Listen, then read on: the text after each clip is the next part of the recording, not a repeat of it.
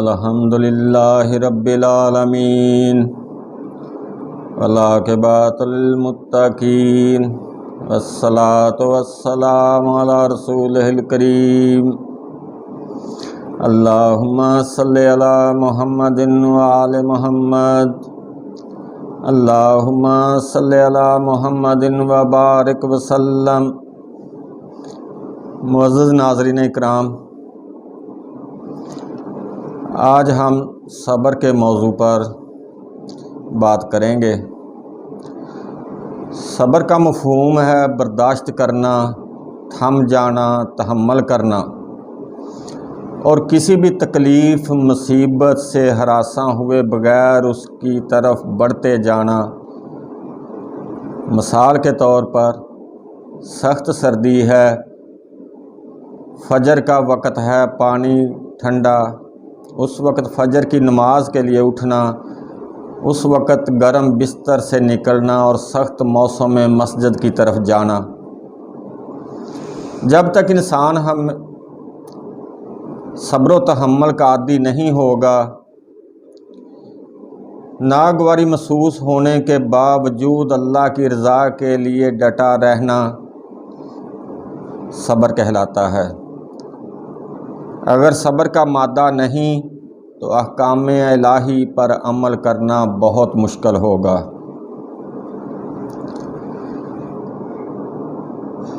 اس میں پہلے مرحلے پر مذاق و استہزاء ہوگا۔ جب آپ احکام الہی اور احکام رسول صلی اللہ علیہ وسلم پر عمل پیرا ہونے کی کوشش کریں گے تو جگہ جگہ آپ کا مذاق اڑایا جائے گا، لیکن اس سب کے باوجود ڈٹے رہنے کا نام ہی صبر ہے۔ ہم پہلے اپنے آقا حضرت محمد صلی اللہ علیہ وسلم کی مبارک زندگی پر نظر ڈالتے ہیں۔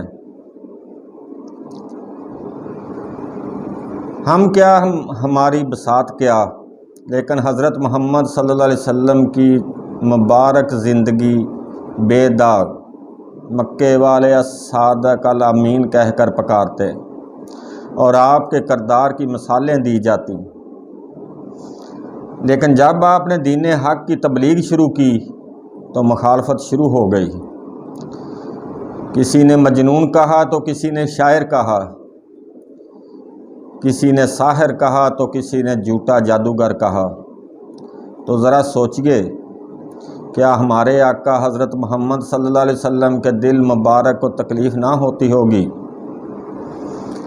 قرآن پاک فرماتا ہے، نبی صلی اللہ علیہ وسلم ہمیں معلوم ہے کہ یہ سن کر آپ کا سینہ گھٹن محسوس کرتا ہے۔ مکہ والے آپ کا اور قرآن یاد کا مذاق اڑاتے اور تمسخر کرتے۔ قرآن پاک میں اللہ تعالیٰ نے فرمایا، قسم ہے قلم کی اور جو کچھ یہ لکھتے ہیں کہ آپ مجنون نہیں ہیں، آپ تو خلق عظیم کے مالک ہیں۔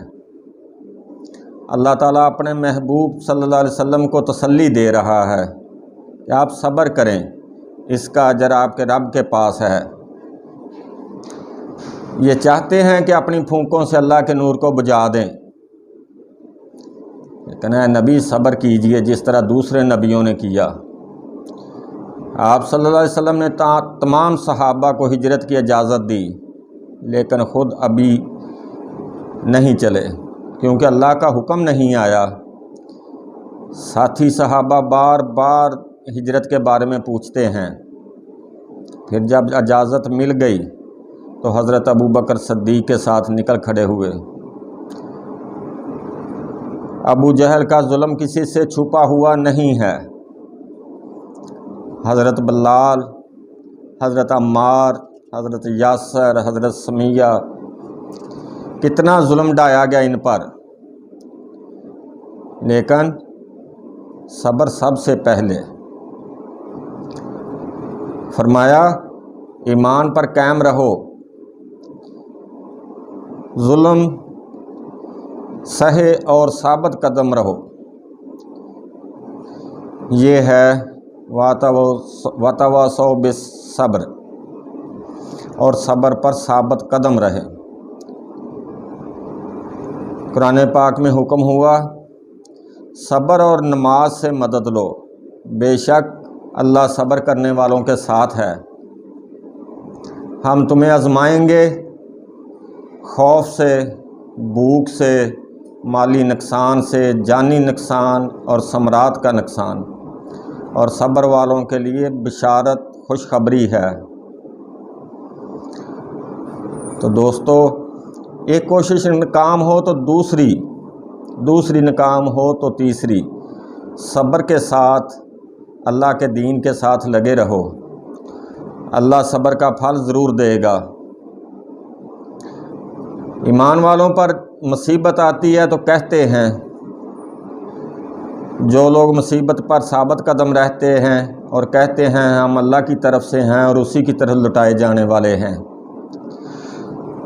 کہتے ہیں ہم میں سے جو اپنے آپ کو دین کے لیے وقف کرتے ہیں، لوگوں کے تانے سن کر، مذاق سن کر صبر کرتے ہیں، کتنے لوگ ہیں؟